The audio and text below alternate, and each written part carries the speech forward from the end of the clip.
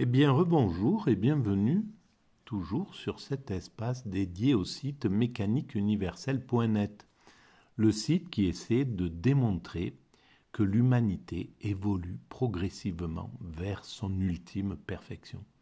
Nous travaillons tous, sans le savoir, à ce perfectionnement qui prendra encore quelques siècles, mais pour atteindre son acmé, pour atteindre sa splendeur, sa perfection, son ultime perfection.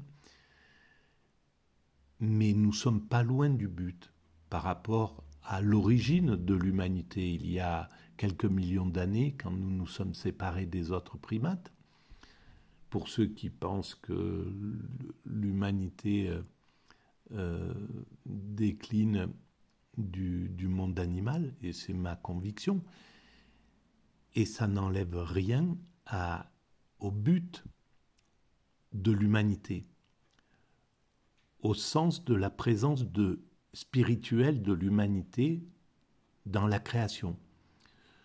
Puisque, selon moi, la perfection que nous visons à atteindre, c'est une perfection spirituelle. C'est l'accession à la paix universelle, à la fraternité, à l'amour absolu, donc à l'incarnation de ce que les religions appellent le divin, et toutes les grandes religions, pour toutes les grandes religions, Dieu, c'est une somme d'amour. On ne sait pas ce que c'est, ce que nous appelons Dieu.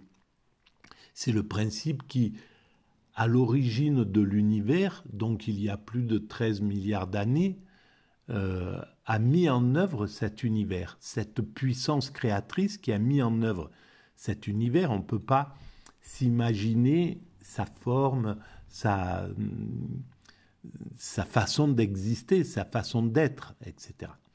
Voilà. Mais ce qu'on peut comprendre, c'est que ces grandes spiritualités ont eu des intuitions, et l'intuition, c'est, à mon sens, la communication du divin à l'esprit humain. Et donc, notre humanité qui va vers son ultime perfection, comme je le pense, comme j'essaie de le démontrer sur mon site, eh bien, ça correspond aussi à l'accession à l'extase. L'extase, c'est le plus haut degré de l'amour. C'est un amour absolu envers toute la création, envers toutes les choses. C'est-à-dire, c'est un amour qui ne peut pas distinguer les choses entre elles, dire je préfère ça à ça, etc. Puisqu'il est absolu. Il est au degré absolu, donc il n'a plus de variation. C'est un amour total. Et donc, l'extase, c'est la fusion avec le principe créateur. C'est pour ça que l'humanité, inconsciemment, cherche à atteindre cet état-là, cherche à atteindre cette extase.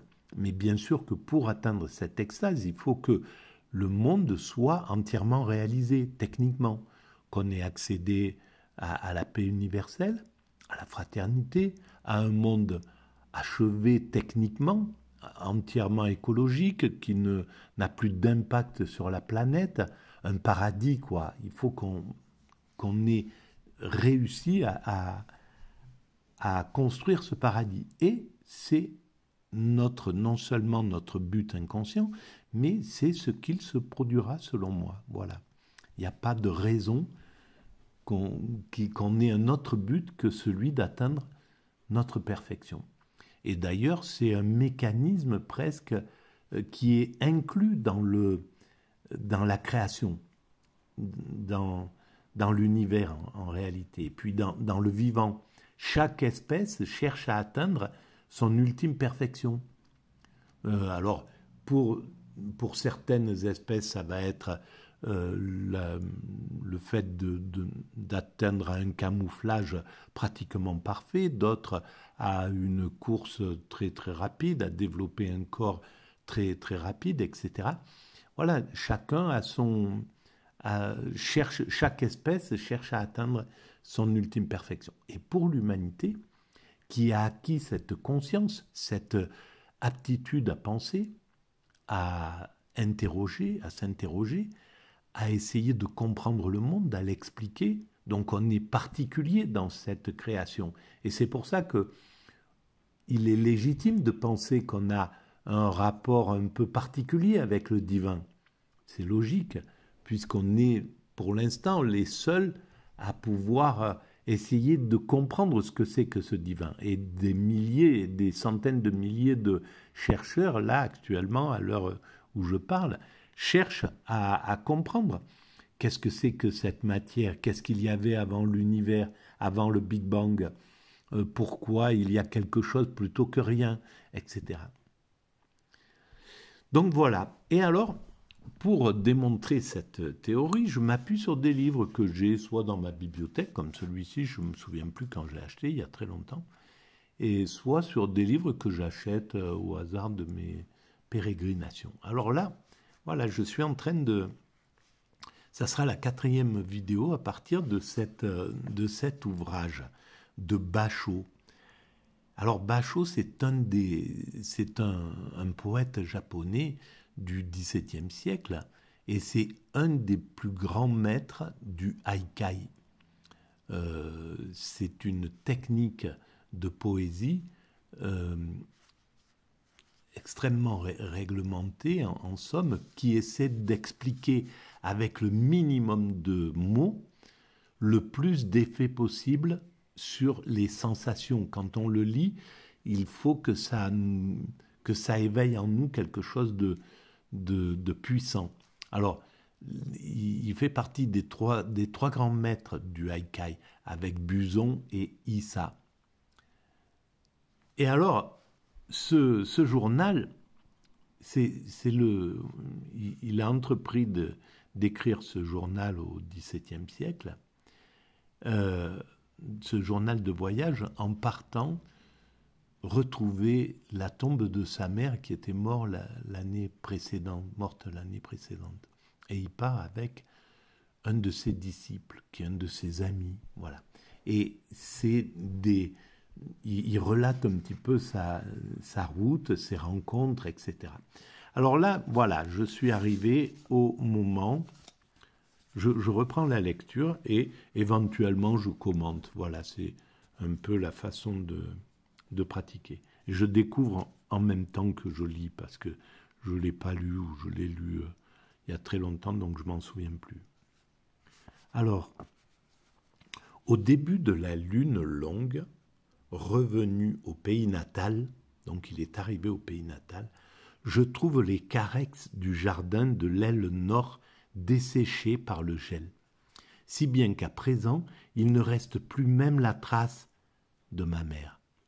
Ça devait être elle qui s'occupait justement de ce jardin, etc. Et elle est morte l'année précédente. Tout est transformé. Les tempes de mon frère ont blanchi. Les rides barrent ses sourcils. Mais la vie du moins nous reste. Constatons-nous. Et les paroles lui faillent. Mon frère aîné dénoue les cordons d'une bourse à amulettes. Vois, me dit-il, les cheveux blancs de notre mère, ainsi que du fil d'Urashima. Lorsqu'il ouvrit le coffret précieux, tes sourcils à toi aussi grisonnent.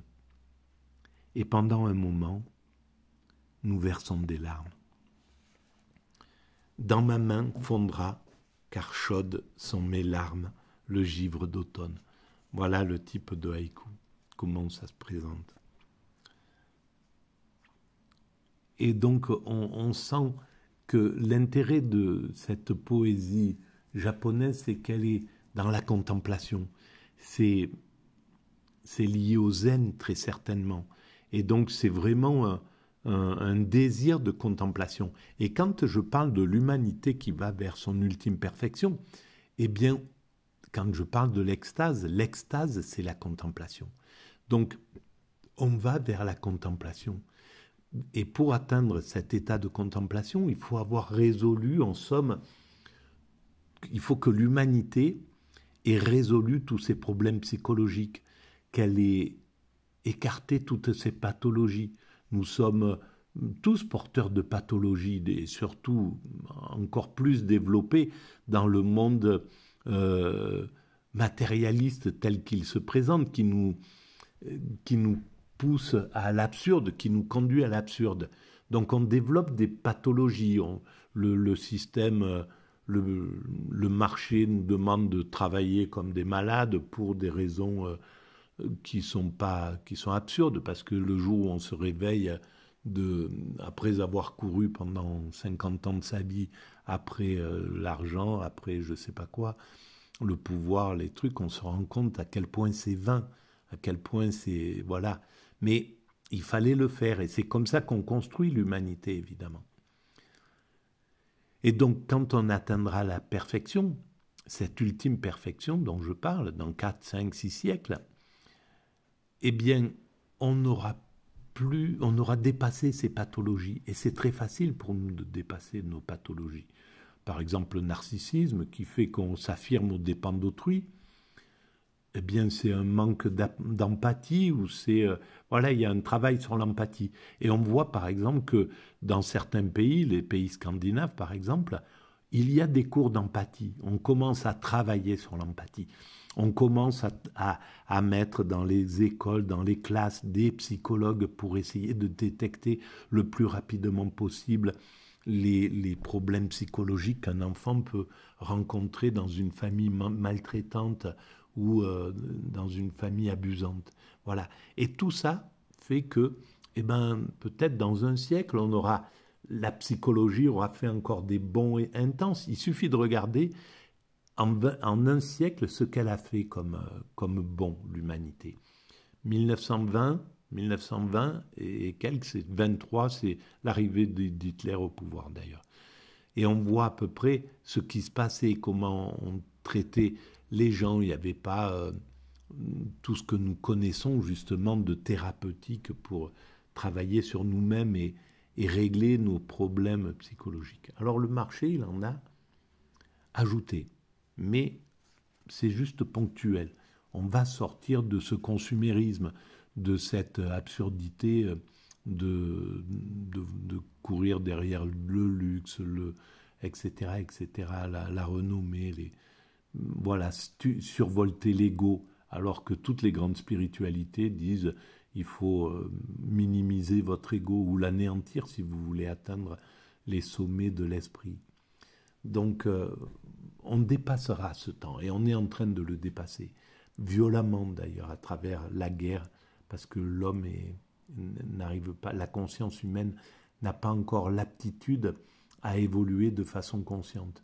Donc les inconscients qui nous dominent, les chefs d'État américains, etc., ils sont encore dans les coups de menton, dans ce qui animait les dictateurs du XXe siècle. C'est la même chose, en plus doux, évidemment, mais ils sont aussi inconscients en réalité. Et donc ils conduisent aux guerres, au chaos, et après on sort de ce chaos épuisé, exténué, en disant bon, plus jamais ça, et l'humanité fait des bonds grâce à ça. Voilà, à la sortie de la guerre 14-18, on a créé la Société des Nations, c'est-à-dire que les nations ont décidé de s'associer pour arrêter la guerre. Ça n'a pas empêché la guerre d'après de venir, tout simplement parce que la paix avait été basée sur de l'injustice. Et donc, il suffisait d'un fou pour remettre le feu aux poudres. Et ça a été le cas de Hitler qui est arrivé en disant, voilà, on s'est fait arnaquer pendant ce truc, et donc moi je veux ça, etc., etc. Et on sait le désastre qu'il a fait.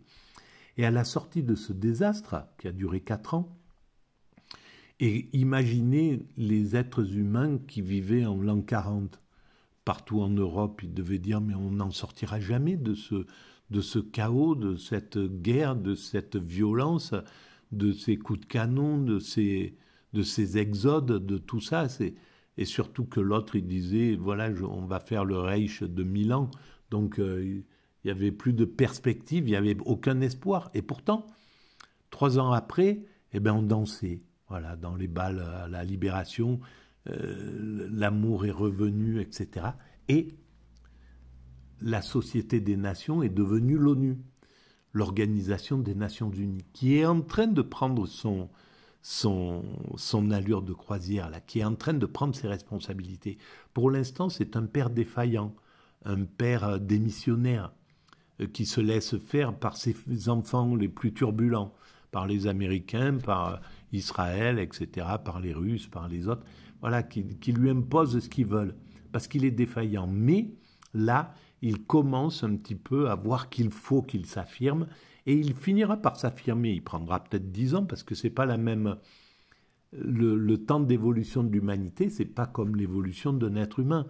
Un être humain qui a un enfant qui le pousse à devenir, à prendre ses responsabilités, qui est téméraire, qui lui dit non, je veux pas ça, non, je ferai pas ça, non, je t'écouterai pas, etc., etc. En fait, il aide le père à devenir un bon père, à trouver la manière d'être assez ferme, mais bienveillant en même temps, pour lui dire non, voilà. Donc, les enfants éduquent les pères défaillants, en règle générale. Et ça, c'est incroyable. Et donc, on peut retrouver ça dans ce qui se passe actuellement. Je le dis dans plusieurs vidéos. Voilà. Et donc, l'ONU prendra ses responsabilités, surtout après les exagérations qu'on est en train de vivre là, dans le monde. Voilà. Alors, je vais quand même dire la date, parce que je ne sais pas si ça la marque, cette date. Hop, est-ce qu'elle vient là? On est le 29 octobre 2023. Voilà, comme ça, vous avez pour le futur, il y aura une vision de ce qui se passait politiquement, de ce dont je parle. Alors, ça lui a fait faire ce poème, le fait d'être dans cette nostalgie, d'être dans cette contemplation, de voir son frère qui avait les cheveux blancs, et lui aussi, et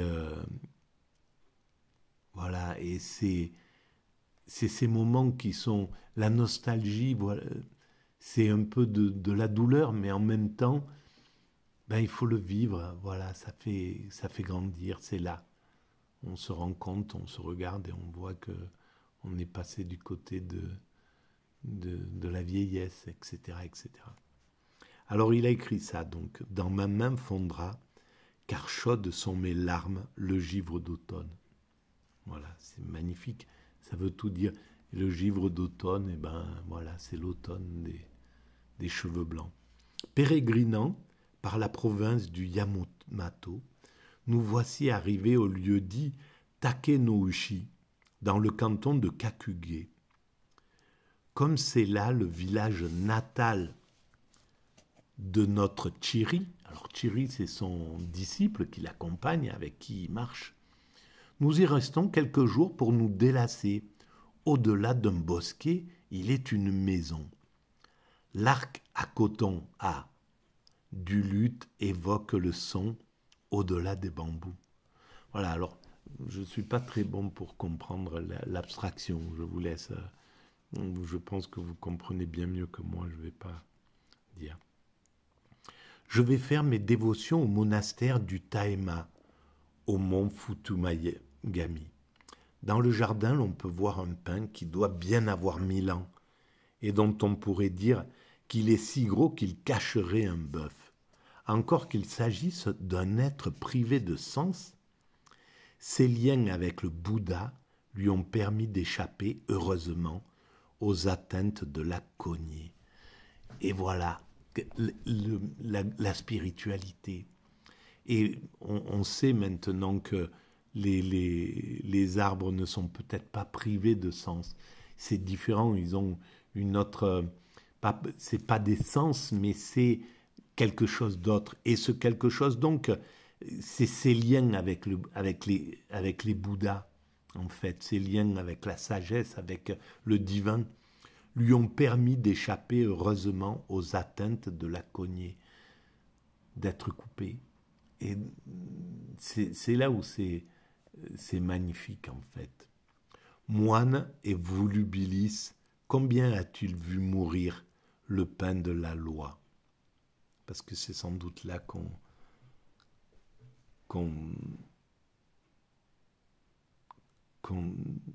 juger les êtres humains. Et bien ça, c'est ce que tout en chacun, nous le faisons tous quand on passe près d'un arbre centenaire. Il nous parle en fait, il nous oblige à penser à lui, à dire mais cette majesté, combien il a vu de monde passer, combien se sont assis à ses pieds dans le silence, etc. C'est la chanson de Brassens. Grand chêne, viens chez nous, tu trouveras la paix. Nos roseaux savent vivre et n'ont aucun toupet. Tu feras dans nos joues mûres un agréable séjour, arrosé 4 fois par jour. Voilà, ben je vais arrêter là pour cette vidéo. Et si vous pensez qu'elles ont un peu d'intérêt pour nos frères humains, eh bien, vous pouvez mettre des pouces, vous pouvez vous abonner, vous pouvez envoyer le lien à vos amis et vous pouvez écrire des commentaires, j'y réponds.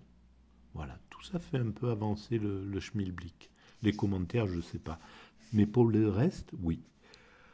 À tout de suite, je vais recontinuer. Merci en tout cas de votre présence et nous travaillons ensemble. Vous, que je sens présent, parce que si j'étais seul au monde, il n'y aurait plus aucune raison d'écrire.